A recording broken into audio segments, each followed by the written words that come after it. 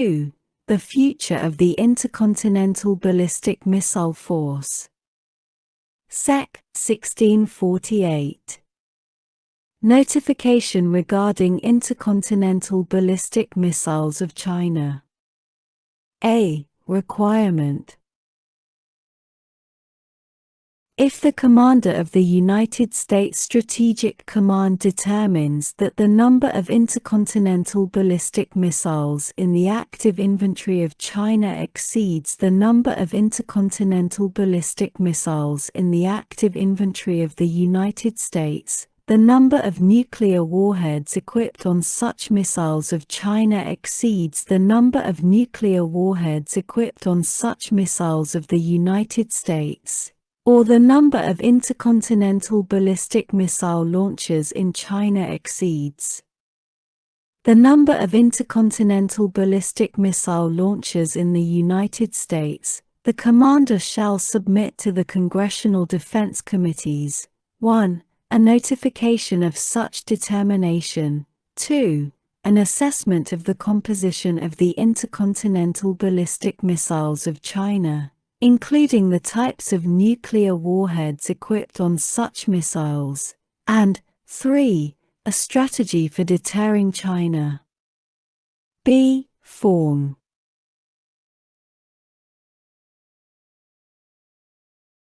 The notification under paragraph 1 of subsection A shall be submitted in unclassified form, and the assessment and strategy under paragraphs 2 and 3 of such subsection may be submitted in classified form.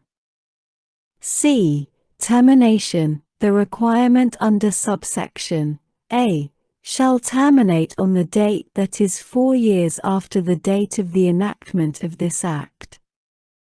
Sec. 1649. Independent review of nuclear command, control, and communications system. A. Review not later than 30 days after the date of the enactment of this Act. The Secretary of Defense shall seek to enter into an agreement with a federally funded research and development center to conduct a review of the current plans, policies, and programs of the nuclear command, control, and communications system of the Department of Defense, and such plans, policies, and programs that are planned for the 10 and 30-year periods following such date of enactment. B. Matters included. The review under subsection A shall include a review of each of the following: 1. The plans, policies, and programs described in such subsection. 2. The operational, organizational, programmatic, and acquisition challenges and risks with respect to A. Maintaining the existing nuclear command, control, and communications system, and B. The nuclear command, control, and communications system to be fielded during the 10-year period following the date of the enactment of this Act. 3. Emerging technologies and how such technologies may be applied to the next generation of the nuclear command, control, and communications system during the 30-year period following the date of the enactment of this Act to ensure A. The survivability of the system, and B. The capability of the system with respect to I. Decision-making, 2. Situation monitoring, 3. Planning, 4. Force direction, and V. Force management. 4. The security and surety of the nuclear command, control, and communications system. 5. Threats to the nuclear command, control, and communications system that may occur and the ability to detect and mitigate such threats during the 10 and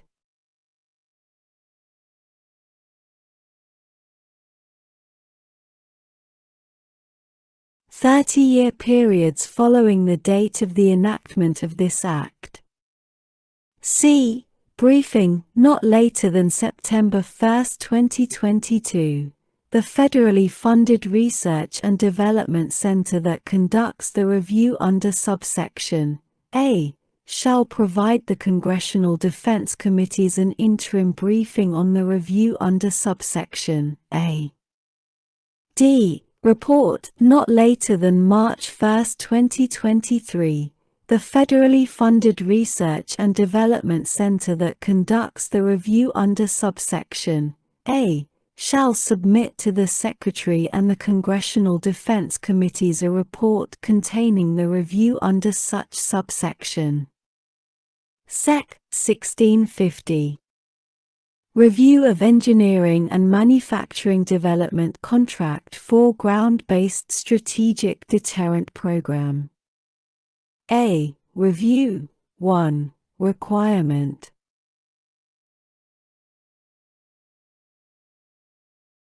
Not later than 90 days after the date of the enactment of this Act, the Secretary of the Air Force, in coordination with the Under-Secretary of Defense for Acquisition and Sustainment, shall seek to enter into a contract with a federally funded Research and Development Center to conduct a review of the implementation and the execution of the engineering and manufacturing development phase for the Ground-Based Strategic Deterrent Program.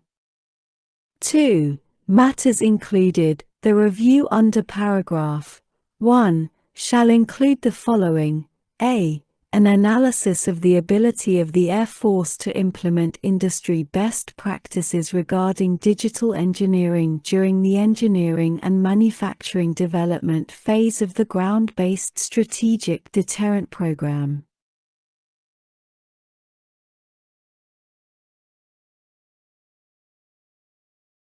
B. An assessment of the opportunities offered by the adoption by the Air Force of digital engineering processes and of the challenges the Air Force faces in implementing such industry best practices.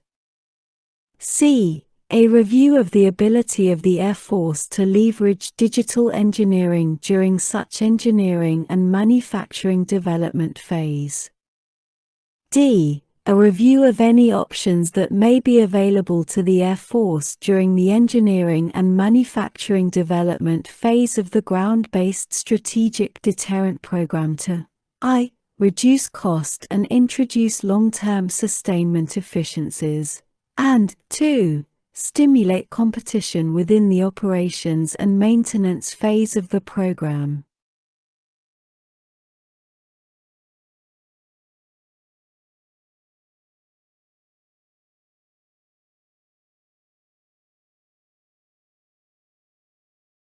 E. Recommendations to improve the cost, schedule, and program management of the engineering and manufacturing development phase for the Ground-Based Strategic Deterrent Program. 3. Provision of information. The Secretary shall provide to the individuals conducting the review under paragraph 1 all information necessary for the review. 4. Security clearances. The Secretary shall ensure that each individual who conducts the review under paragraph 1 holds a security clearance at the appropriate level for such review. B. Report, not later than 270 days after the date of the enactment of this Act. The Secretary shall submit to the Congressional Defense Committees a report containing the review under subsection A. 1. The report shall be submitted in unclassified form and shall include a classified annex. C. Briefing. Not later than 90 days after the date on which the Secretary submits the report under subsection B. The Secretary shall provide to the Congressional Defense Committees a briefing on 1. Plans of the Air Force for implementing any of the recommendations contained in the review under subsection A. 1, and 2. an explanation for rejecting any recommendations contained in the review that the Secretary elects not to implement. Sec. 1651. Report on RE alerting long-range bombers. Not later than 90 days after the date of the enactment of this Act, the Secretary of the Air Force shall submit to the Congressional Defense Committees a report containing 1. A cost estimate with respect to re-alerting long-range bombers and air refueling tanker aircraft in the absence of a ground-based leg of the nuclear triad, and 2. An assessment of the impact of such re-alerting on force readiness. Sec. 1652.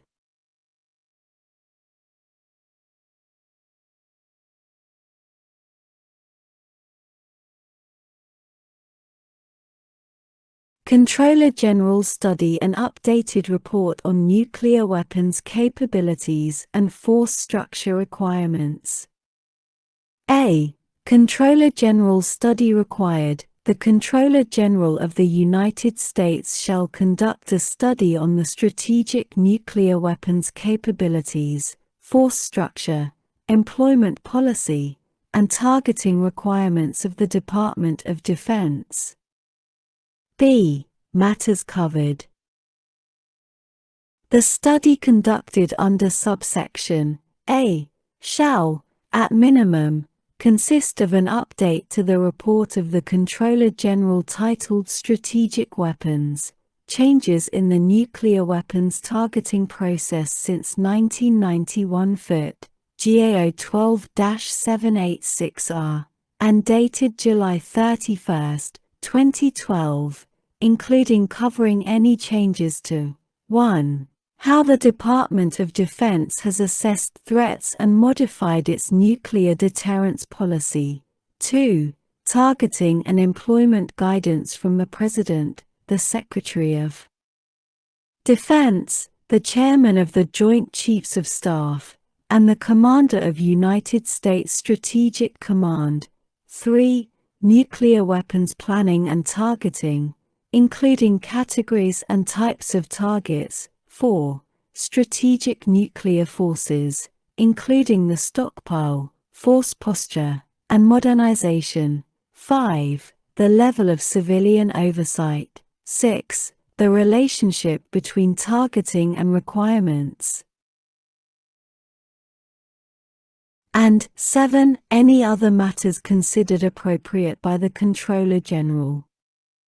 C. Reporting. 1. Briefing on preliminary findings, not later than March 31, 2022.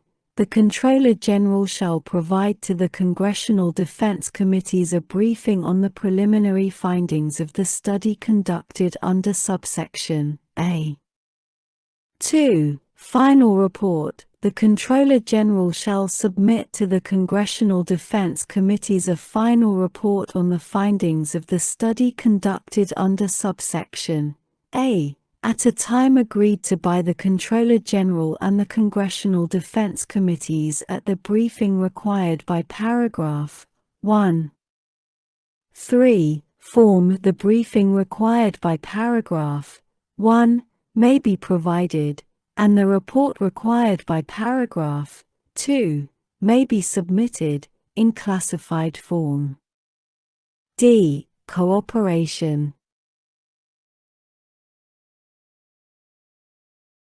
The Secretary of Defense and the Secretary of Energy shall provide the Controller General with full cooperation and access to appropriate officials, guidance, and documentation for the purposes of conducting the study required by subsection A. Sec. 1653. Briefing on consultations with United States allies regarding nuclear posture review.